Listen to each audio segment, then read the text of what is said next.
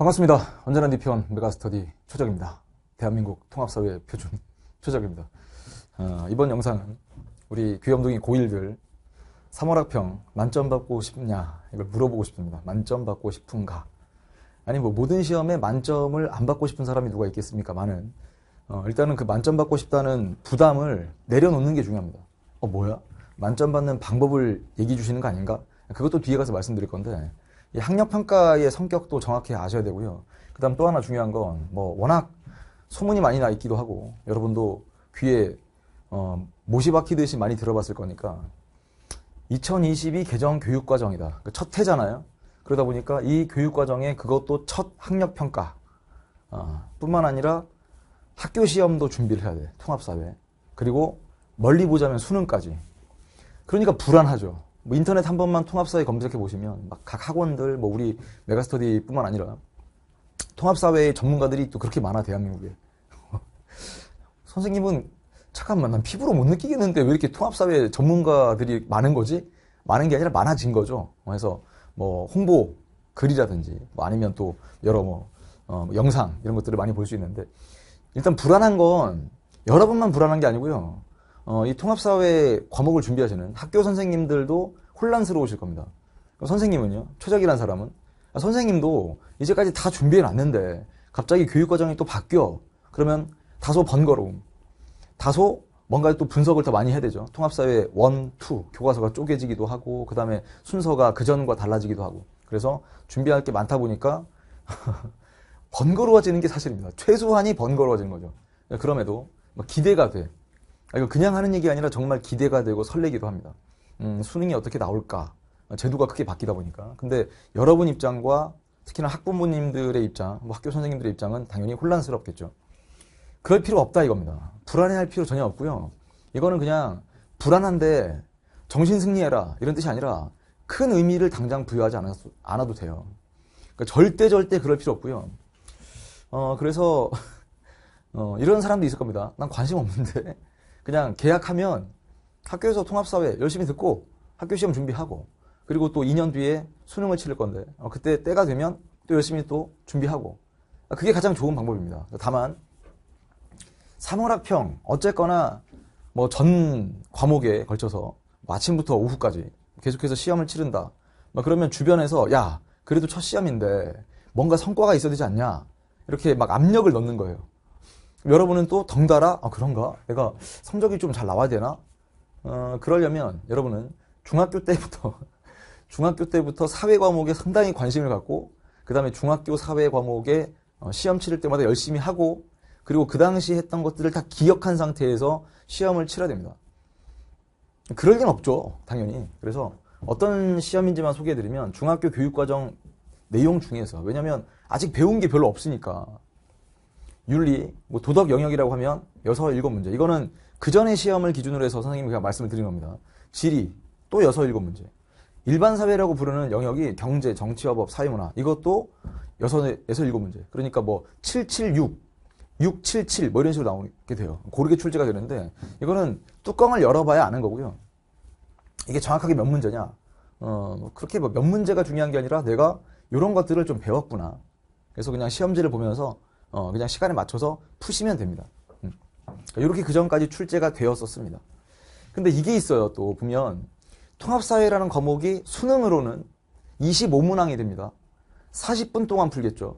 그럼 여러분은 이 또 바뀐 제도에 따라서 학력평가를 치를 수도 있기 때문에 그걸 기준으로 해서 여기서 문항 수가 늘어나지 않겠습니까?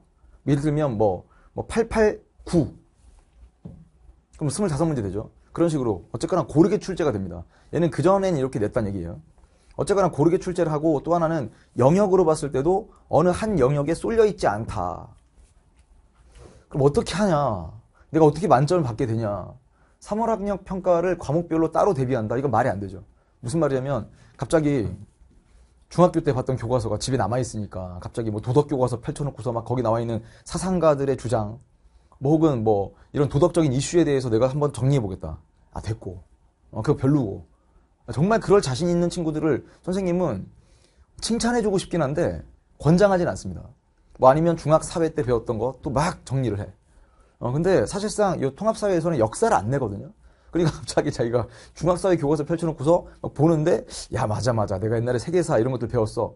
그거 시험에 안 나와요. 그러니까 그 중학교 교과서를 다시 보는 거 하지 말고요. 고1 3월 학력평가, 이제까지 통합사회 타이틀로 출제된 게 총 7개년입니다. 2018년부터 2024년까지 3월 학력평가만 이야기하는 거예요. 그래서 3월 학력평가가 과거에 여러분 선배들은 20문제씩 풀었단 말이에요. 그러니까 20문제 곱하기 7개년이니까 140문제가 누적되어 있습니다. 차라리 이거를 그냥 정리하고 들어가는 게 가장 효율적입니다. 대비한다면. 그럼 선생님, 이 문제는 어디 있나요? 이거는 교육청 홈페이지, 서울특별시 교육청 홈페이지 가도 내려받기 할 수 있고요. 뭐 우리 메가스터디 게시판에 와서 그 고1 시험 치를 때마다 학력평가 풀 서비스가 있거든요. 거기 가서도 내려받기 할 수 있습니다. 근데 그거는 예를 들면 2018년 3월 찾으시고 2019년 3월 찾고 뭐 2024년 3월까지를 쭉 내려받기 해서 여러분이 20문제에서 총 140문제를 풀어야 되는데 그러면 영역이 구분이 잘 안 되죠. 여러분은 아직은 사회 공부를 그렇게까지 깊이 있게 해본 적이 없기 때문에 이걸 딱 보자마자 이건 도덕 혹은 윤리 파트야. 지리 파트야. 대충 알기도 아는데 그거를 좀 모아서 섹션별로 나눠서 정리하고 싶다. 자, 그러면 선생님 연구실의 교재가 짱입니다. 그럼 그 교재는 어디 있습니까? 판매하나요? 얼만가요? 몇 문제 실려있나요? 자, 그러지 않겠고 선생님이 과감하게 우리 10끝 완자, 단끝 자이스토리, 지학사 교과서 토파보기와 비상교과서 토파보기 강의를 듣는 친구들을 위해서 그냥 1강의 파일로 업로드 해드리겠습니다. 딱 140문제 풀고 거기 해설도 있으니까 아, 요게 이 사상가의 주장이구나. 뭐 아니면 지리, 아, 요게 요 지역에 대한 특징이구나. 아니면 뭐 법 파트도 나와요. 그러니까 되게 당황스러운 거예요. 이게 선생님도 해설 강의할 때 해설 강의 하면서도 막 당황스러운 거는 잠깐만 이거를 우리 제자들이 중학교 때 배웠다는 걸 기억을 하고 풀었을까? 아니면 그냥 대체로 좀 상식에 입각해서 그냥 풀었을까? 이게 고민스러운 거거든요. 부담 갖지 마시고요. 선생님이 올려드리는 파일 140문제 푸는데 얼마나 걸릴 것 같아요, 시간이? 그 다음 심지어 오답 정리하는 데까지 얼마나 걸릴 것 같습니까? 그게 무슨 일주일 걸릴까요? 전혀 그러지 않아요. 그러니까 그냥 가볍게 푸시고 예를 들면 오늘 내가 날 잡고 도덕 파트를 한번 풀어보겠다. 그럼 그 중에 한 3분의 1 정도 됩니다.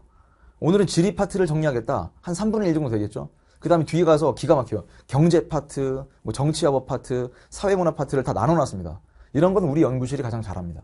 이것도 선생님이 직접 하나하나씩 문제를 구분하거든요. 그러니까 여러분이 그것만 딱 풀고 들어가면 그냥 아주 훌륭합니다. 시험 치르잖아요? 그럼 다 봤던 것들로 여러분은 문제를 풀 수 있습니다. 만점이 안 나와도 되니까. 그래서 결국 3월 학력평가는 결과가 아닌 과정이죠. 근데 이 결과라고 하는 건 언제 이걸 기준으로 하느냐? 여러분 선배들은요. 선생님이 어떻게 설득했냐? 자, 어차피 3월 학력평가를 치렀다 하더라도 그 성적이 바로 학교 시험에 연결되는 것도 아니고 그 다음에 여러분 선배들은 통합사회를 배워서 1년만 썼단 말이에요. 고1 때. 근데 길게 보면 멀리 보면 여러분들은 수능까지도 대비를 하는 거거든요. 그래요. 지금 당장 배운 내용만 가지고 수능 문제를 띵 푼다는 건 아니지만 사실상 디딤돌로서 고1 때 배웠던 것이 내 수능 성적까지도 영향을 미칠 것이고 좋은 준비가 될 것이다. 그러니까 중학교 때 학습한 내용 플러스 앞으로의 방향성에 대한 확신이 이 시험을 가지고 생겼다. 아, 요거 배우는 거구나. 중학교 때 이런 걸 배웠구나. 앞으로 통합사회에서 이런 걸 주로 배우는 거구나. 그러면 성공, 대성공. 완전 성공. 점수랑 상관없이. 아, 선생님 저 25문제 중에 예를 들어 20개 맞췄어요. 선생님은 거기에 큰 관심이 없어요. 점수에 관심 있는 게 아니라 그래, 네가 이 시험을 치르고 나서 무엇을 느꼈는가. 아, 통합사회에서 이런 거 배운다는 걸 알게 됐습니다. 아, 성공. 그 다음에 제가 중학교 때 이런 걸 배웠던 기억이 뭔가 불현듯 났어요. 성공. 그리고 수능까지 잘 준비할 수 있을 것 같습니다. 특히나 선생님과 함께 한다면 그건 대성공. 네, 대성공. 자, 결국 3월 학평 성적보다는요. 학교 시험과 6월 학력평가. 그러니까 조금씩 이렇게 내다보면 학교 시험이 뭐 예를 들어 4월 달에 있다. 그때 뭐 1, 2단원 정도 정리를 해서 통합사회 1 파트에서 시험을 치르겠죠. 그리고 6월 학력평가가 있을 겁니다. 6월 학력평가 때도 내가 그 시험 범위에 해당하는 내용을 풀어서 마치겠다. 자, 마지막으로는 더 나아가서 저 멀리 보는 거지만 수능 만점을 위해서 난 재밌게 즐겁게 신나게 멋지게 통합사회를 공부해보겠다. 선생님이 항상 강조하는 게 이 재미거든요. 재미. 이 강의라고 하는 것도 선생님도 재미가 있어야, 강의하는 선생님이 강의 내용에 재미가 있어야 강의도 재미있어집니다. 근데 그 얘기를 잘 들어보세요. 선생님이 추구하는 재미는 그냥 선생님의 썰을 푸는 게 아니에요. 여러분은 그냥 선생님이 겪었던 재미있는 썰을 듣기 위해 강의를 듣는 게 아니고, 아, 통합사회는 진짜 이렇게 공부하는 거구나. 통합사회가 이렇게 짜여진 과목이구나. 그 다음에 이 문제가 이렇게 설계되어서 이렇게 출제됐구나. 이런 얘기를 하면 고1들은 좀 부담스러울 건데, 어차피 다시 한번 말씀드리면 수능까지를 치러야 되기 때문에 수능 문제를 풀 때는 그냥 흩어져 있는 지식만 가지고는 쉽지 않습니다. 그러니까 선생님이 이걸 체계적으로 전달을 하고 효율적으로 설명하려고 하고 결국에는 실전적으로 여러분이 문제를 풀어서 마치도록 설계를 하고 있기 때문에 이 재미는 알아가는 재미, 두 번째 문제를 풀어서 마치는 재미를 포함합니다. 선생님은 원래 이쪽 영역에 워낙에 관심이 있기도 하고 그러니까 전공도 했겠죠. 그러니까 전공하면서 너무 싫은데 이거를 막 대학원까지 가가지고 또 추가 전공하고 하진 않지 않겠습니까? 그래서 선생님이 재미를 느끼는 것은 선생님이 알고 있는 지식을 여러분한테 어떻게 소개할 것인가, 이거를 기획하는 재미도 분명히 있습니다. 그렇죠. 강의하다 보면 뭐 몸은 피곤할 수 있고 목은 아플 수도 있겠지만 그걸 다 이겨낼 수 있을 만큼의 큰 재미가 선생님한테 있습니다. 즐겁죠. 그러니까 신나죠. 실력 뽐내기 하는 건 언제든지 신납니다. 자, 그리고 우리가 멋지게 공부해보자 이겁니다. 멋지게 공부한다는 건 무슨 말이냐, 그냥 단순하게 문제가 주어져 있으니까 풀고 마친다가 아니고요. 멋지게 공부한다는 건 이걸 분석할 수 있다는 뜻이에요. 아, 이걸 이렇게 출제한 거구나. 어느 단원에서 낸 거구나. 아, 이게 왜 중요한 거구나. 그 다음에 학생들이 이거를 왜 어려워할까? 나는 쉽게 풀었는데 다른 친구들은 왜 어려워할까? 답은 간단합니다. 최적의 강의를 듣지 않았기 때문에. 너는 내 강의를 들었으니까 그걸 쉽게 풀었겠지만 다른 친구들이 그러지 않다면 다른 친구들은 되게 어렵게 느끼거나 그냥저냥 풀 겁니다. 선생님은 그러지 않도록 최선을 다해서 강의도 하고 교지 개발하겠습니다. 기대 많이 해주셔도 좋습니다. 항상 그래왔듯이 여러분 선배들에게도 물어보시면 수험생이 기대하는 것보다 더 우리 연구실에서는 많이 준비를 합니다. 자, 그리하여 학교 시험 대비로 그치지 말고 저 멀리 보자면, 길게 보자면 수능까지도 본다면 정답은 최적이다.